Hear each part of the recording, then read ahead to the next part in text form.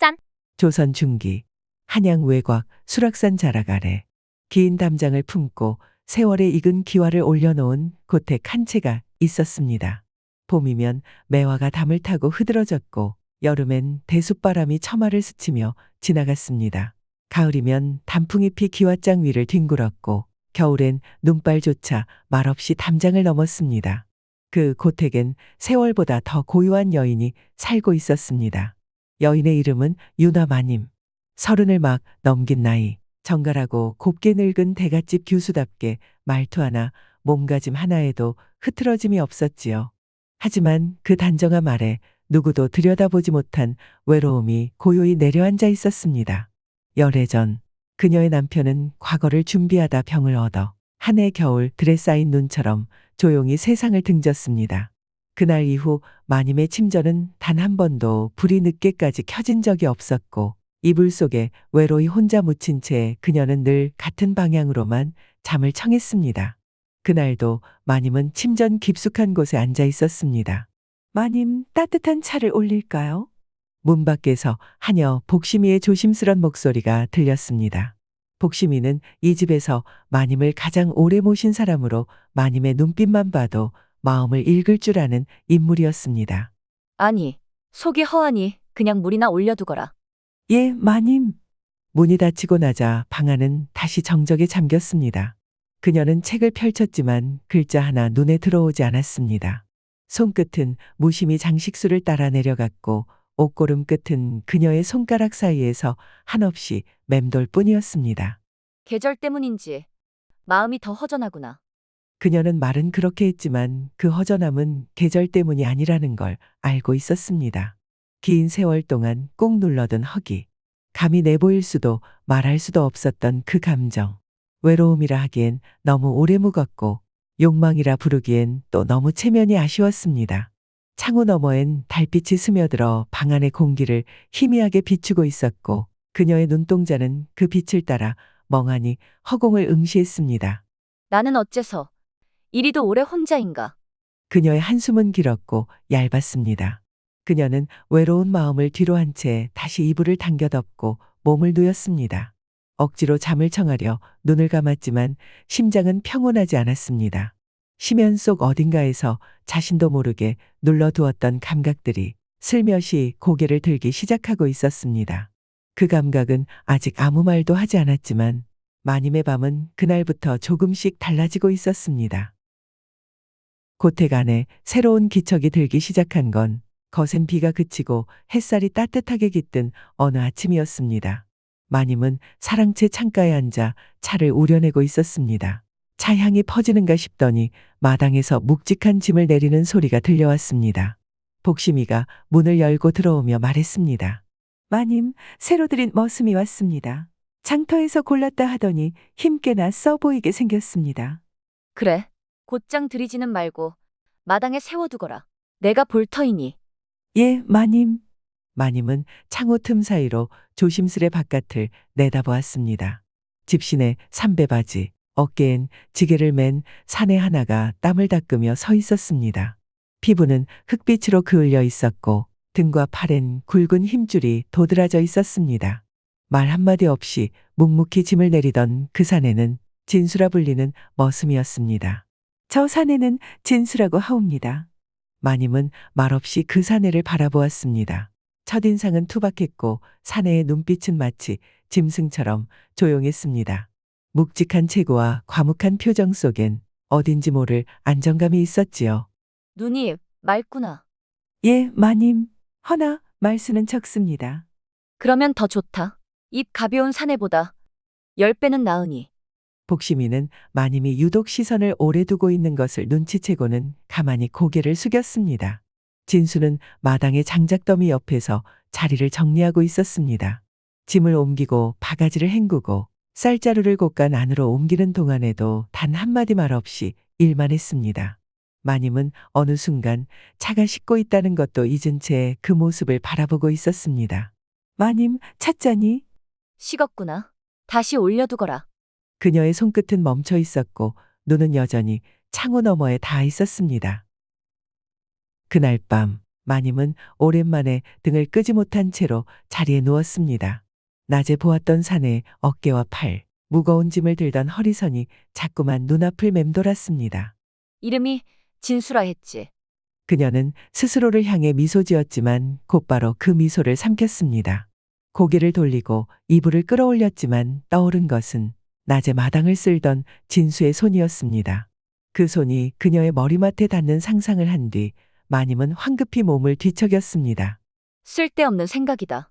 허튼 상념이야. 마님의 말끝은 점점 희미해졌고 방 안은 조용한 숨소리만 가득했습니다.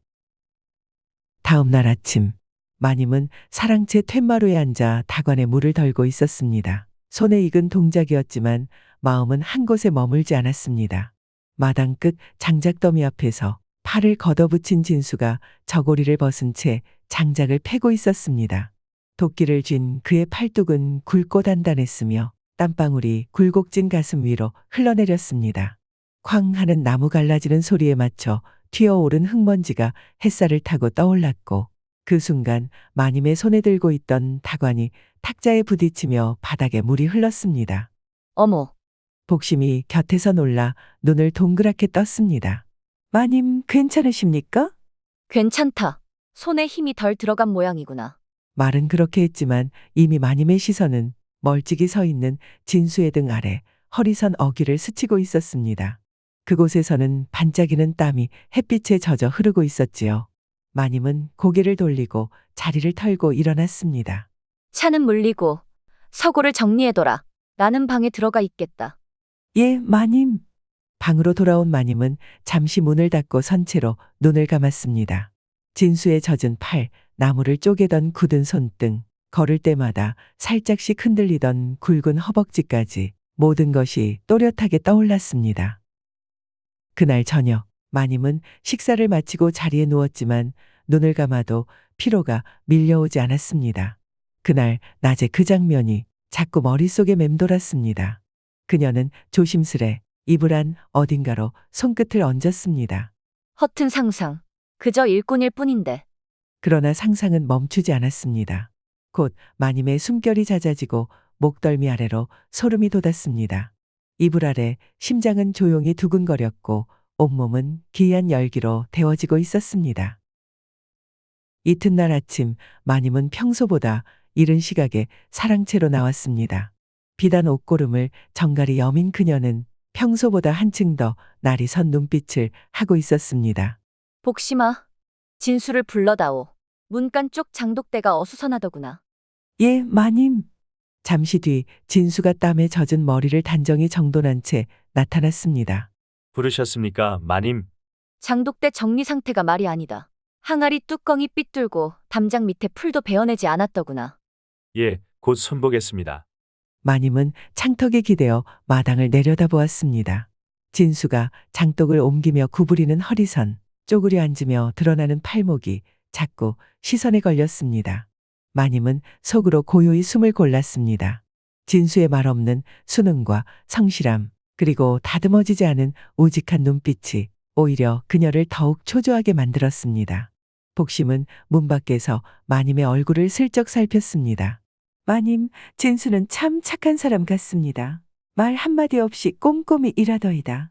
그게 마땅한 일꾼의 도리다. 그녀의 말은 단호했지만 입가엔 묘한 미세한 떨림이 피어 있었습니다. 그 떨림은 입꼬리인지 아니면 망설임인지 아무도 알 수 없었지요. 저녁 무렵 안채의 창호 밖으로 석양이 길게 기울었습니다. 마님은 찻잔을 비운 뒤 조용히 술을 한 잔 따랐습니다. 그녀의 눈가엔 이미 달이 떠 있는 듯 먼 곳을 보는 고요한 그림자가 드리워져 있었습니다. 마님, 이 시간에 술을 드시렵니까? 오늘은 속이 허하구나. 사랑방에 촛대가 기울었으니 진수를 부르거라. 복심은 말없이 고개를 끄덕이고 물러섰습니다. 잠시 뒤 진수가 조심스레 문을 열고 안으로 들어왔습니다. 늘 그렇듯 고개를 숙인 채 말없이 섰고 마님은 술잔을 내려놓으며 그를 바라보았습니다. 촛대를 바꾸어 놓거라. 불이 한쪽으로 기운다. 예, 마님. 진수는 조심스레 다가와 촛대를 집어들었습니다. 그때 마님이 몸을 반쯤 기울여 그의 손등을 물끄러미 바라보다 촉촉히 적신 수건을 그에게 내밀었습니다. 손에 흙이 묻었구나. 이걸로 닦아라. 아, 손을 묻히고 들어 죄송합니다. 수건을 받으며 진수의 손끝이 마님의 손등을 스쳤습니다. 그 순간 방 안의 공기가 조용히 떨렸습니다. 몇 초의 정적이 흐르고 마님은 애써 눈길을 돌리며 말했습니다. 이 집 일은 힘들지 않느냐. 힘들지 않습니다. 이곳은 조용하고 마님께서도 다정하시니 촛대를 다시 고쳐잡은 그가 나가보려 하자 그녀는 천천히 고개를 숙이며 조용히 말했습니다. 오늘은 참 실이구나. 진수는 당황한 채 그 말에 대답하지 못하곤 잠시 머뭇거리다 천천히 방을 나섰습니다. 문이 닫히고 침전 안에는 다시 깊은 침묵만이 남았습니다. 깊은 밤, 바람은 잔잔했고 마당은 숨을 죽인 듯 고요했습니다. 마님은 잠들지 못한 채 창가에 앉아 달빛이 스며든 바깥을 멍하니 바라보고 있었습니다. 그때였습니다. 저 멀리 우물가 쪽에서 물동이 닿는 소리가 희미하게 들려왔습니다. 마님은 고개를 돌려 우물가 쪽을 조심스레 바라봤습니다. 그리고 그 순간 몸이 얼어붙은 듯 멈췄습니다. 달빛 아래 진수는 저고리를 벗은 채 우물가의 물로 몸을 씻고 있었습니다. 젖은 바지 위로 드러난 그의 등은 굵고 단단했으며 어깨에서부터 허리로 이어지는 선은 마치 조각한 듯 정갈했습니다. 그의 등줄기를 타고 흐르는 물방울이 아래로 고요히 떨어졌고 그 아래 굵은 허리와 팽팽한 허벅지가 어둠 속에 더욱 선명히 떠올랐습니다. 마님은 자신도 모르게 창틀을 꽉 움켜쥐었습니다. 손끝이 하얗게 질릴 만큼 힘이 들어가 있었고 그녀의 입술은 말라붙은 채로 숨을 삼켰습니다. 저 사내가 저런 몸이었더냐. 그녀의 입에서 새어나온 속삭임은 스스로도 놀라운 듯 떨렸고 달빛에 비친 진수의 어깨가 움직일 때마다 시선은 그 굴곡을 쫓으며 조용히 흔들렸습니다. 그의 숨소리, 물을 퍼올리는 팔의 움직임, 젖은 피부 위로 고요히 빛나던 달빛까지 모든 것이 마님의 감각을 자극하고 있었습니다. 이제 그만 보자. 그만. 하지만 눈은 떨어지지 않았습니다. 움켜쥔 손끝은 덜덜 떨리고 가슴속은 들끓었습니다. 그녀의 시선은 이미 오래전부터 넘지 말아야 할 선을 넘고 있었는지도 모릅니다. 그 밤 창틈 사이로 몰래 흘러든 달빛은 그녀의 가슴 안에 위치한 깊은 갈망을 조용히 비추고 있었습니다. 그녀는 문득 입술을 깨물었습니다. 그저 일꾼일 뿐이라 하지 않았느냐. 그런데 마님의 두 눈은 또다시 우물가를 바라보았습니다. 그녀는 알고 있었습니다. 이제 더는 자신을 숨길 수 없다는 것을. 이른 아침을 맞이하는 시각, 안채 침전은 아직 어둠 속에 잠겨 있었습니다. 마님은 깊은 꿈을 꾸고 있었고 그녀의 몸은 이슬 같은 땀에 젖어 얇은 옷은 피부에 밀착되어 있었습니다. 깊고 따뜻한 품이 스르륵 다가와 그녀를 감싸 안았습니다. 거칠지만 다정한 숨결이 목덜미에 닿았고 순간 잠결에 새어나온 한 줄기 숨소리에 마님은 놀라 눈을 떴습니다. 심장은 쿵 하고 떨어져 내렸고 입술은 벌어져 마르기 시작했습니다. 천천히 고개를 돌려 침전 안을 둘러보았지만 그 누구도 없었습니다. 방은 여전히 조용했고 촛불은 꺼진 지 오래였습니다. 마님은 천천히 몸을 일으켰습니다. 순간 허리께에서 느슨하게 흘러내린 치마끈이 손끝에 걸렸습니다. 마님의 눈동자가 크게 흔들렸습니다. 꿈인데. 분명 꿈이었는데. 그녀는 손끝으로 자신의 허리를 감싸며 풀어진 매듭을 다시 단단히 묶었습니다. 그때 문 밖에서 익숙한 목소리가 들려왔습니다. 마님, 물 태워졌사옵니다. 아침 씻김을 도와드릴까요? 마님은 반사적으로 목소리를 높였습니다. 됐다고. 어찌 이리 시끄럽게 구느냐. 물 따위 필요 없다 했잖느냐. 복심이는 놀라 얼른 물러섰습니다. 마님은 숨을 헐떡이며 손으로 이마의 땀을 닦았습니다. 눈꺼풀 아래로는 여전히 그 꿈에서의 숨결과 온기가 아른거리고 있었습니다. 이게 욕정인지 허기인지. 그날 마님의 걸음은 유난히 느려졌고 복심이는 조심스럽게 마님의 눈치를 살폈습니다. 마님 괜찮으십니까? 안색이 좀 창백하셔서. 마님은 잠시 그녀를 바라보다 고개를 돌렸습니다. 별일 아니다. 나가보거라. 예, 마님. 복심이의 눈엔 마님의 혼잣말 같은 중얼거림과 자꾸 방 안에서 흘러나오는 그 깊은 침묵이 어딘가 낯설게 느껴지고 있었습니다. 그날 저녁, 안채는 유난히 조용했습니다. 하늘에선 초승달이 걸려 있었고 사랑채의 등불은 은은하게 흔들리고 있었습니다. 마님은 방 안에 앉아 찻잔을 비우며 잠긴 듯한 눈으로 마루 끝을 응시하고 있었습니다. 문 밖엔 진수가 집단을 묶고 있었습니다. 그의 팔이 움직일 때마다 어깨와 등 근육이 꿈틀거렸고 마님은 몇 번이고 시선을 거두려 했었지만 자꾸만 시선이 그리로 향했습니다. 복심아, 예, 마님. 진수를 불러라. 사랑방 안쪽 책장을 옮겨야겠다. 복심이는 고개를 숙이며 나갔고 잠시 후 조용한 발걸음과 함께 문이 열렸습니다. 진수가 고개를 숙이며 방 안으로 들어섰습니다. 부르셨습니까, 마님? 마님은 고개를 들지 않은 채 잔을 내려놓으며 말했습니다. 저 책장이 눈에 거슬려서 말이다. 벽 쪽으로 좀 옮겨다오. 진수는 고요히 고개를 끄덕이며 다가갔고 낡은 책장을 조심스레 옮기기 시작했습니다. 책장이 조금 삐거덕거리자 마님은 자리에서 일어나 그를 향해 다가갔습니다. 조심하거라. 거기 받침이 흔들릴 수도 있으니. 진수는 책장을 붙잡은 채 손을 뻗었고 그 순간 마님이 그의 손등 위에 조심스레 손을 얹었습니다. 방 안은 갑작스레 고요해졌고 등불이 바람결에 살짝 흔들렸습니다. 손이 거칠구나. 마당 쪽 장작을 정리하느라 아직 씻질 못했습니다. 마님은 물수건이 담긴 사발을 집어 그에게 내밀었습니다. 이걸로 닦거라. 진수는 천천히 손을 내밀어 그 사발을 받았고 그 과정에서 또 한 번 두 사람의 손끝이 닿았습니다. 이번엔 조금 더 천천히 그리고 오래. 이 손 참 크구나. 진수는 말없이 고개를 숙였습니다. 그의 귀끝이 붉게 물들어 있었고 방 안의 공기는 이전과는 다르게 따뜻해졌습니다. 마님은 다시 자리에 앉으며 시선을 거두었고 진수는 책장을 정리한 뒤 조용히 물었습니다. 다 옮겨 싸운데 더 시키실 일 없으십니까, 마님? 그녀는 망설였습니다. 입을 열까, 한 번 더 그를 붙잡을까. 하지만 자신의 체면과 신분이 크게 마음에 걸렸습니다. 됐다. 물러가 보거라. 진수는 공손히 인사한 뒤 문을 나섰고 그가 떠난 자리엔 수건의 온기와 손끝의 열기만이 남아 있었습니다. 마님은 문이 닫히자마자 조용히 손바닥을 바라보았습니다. 그 작은 다음이 불씨처럼 심장 위에 살아 움직이고 있었습니다. 그녀는 손을 가슴께로 가져가 조용히 쓸었습니다. 한 번, 또 한 번.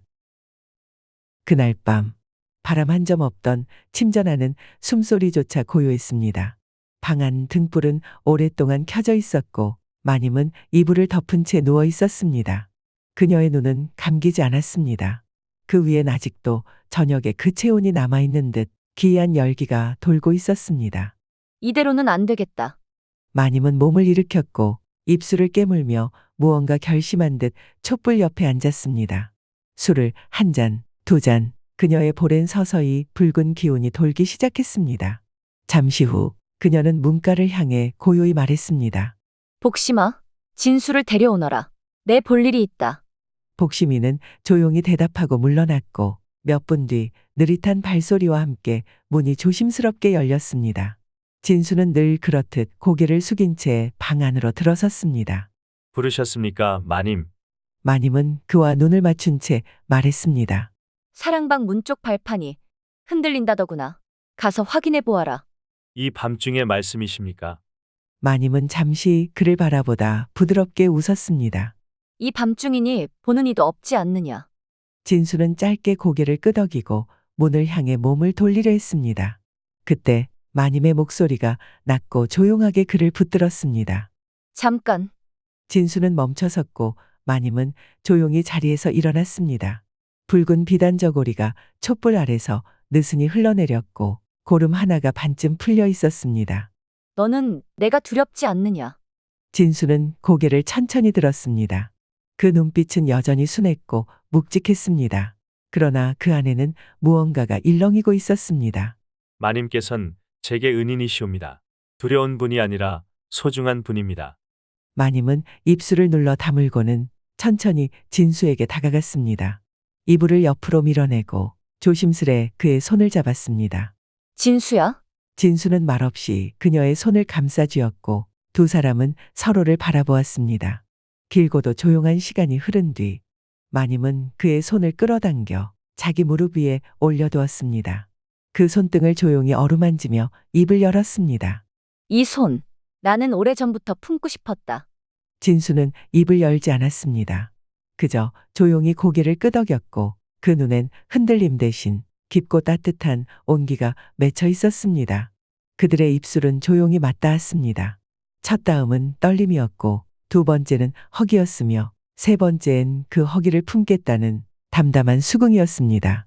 마님은 처음으로 자신의 품을 내어주었고 진수는 아무 말 없이 그 속으로 고요히 걸어 들어갔습니다.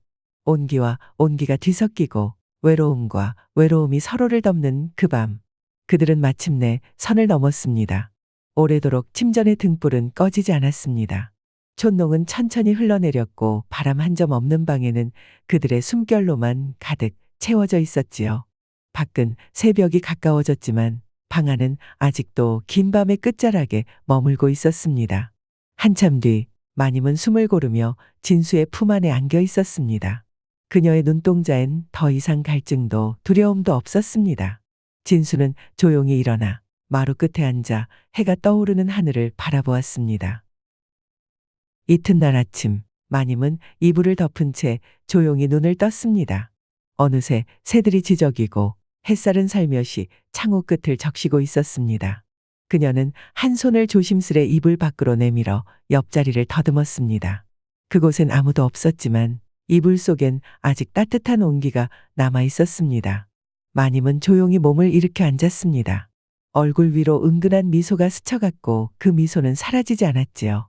그 시간 진수는 마당 끝 장독대 앞에서 조용히 장작을 쌓고 있었습니다. 언제나처럼 말이 없었고 언제나처럼 묵묵했습니다. 마님은 사랑채 툇마루에 앉아 조용히 그를 내려다보았습니다. 진수가 고개를 들어 마님과 눈이 마주치자 고개를 조아리며 조용히 인사를 했습니다. 그 짧은 눈빛 속엔 수많은 말이 담겨 있었습니다.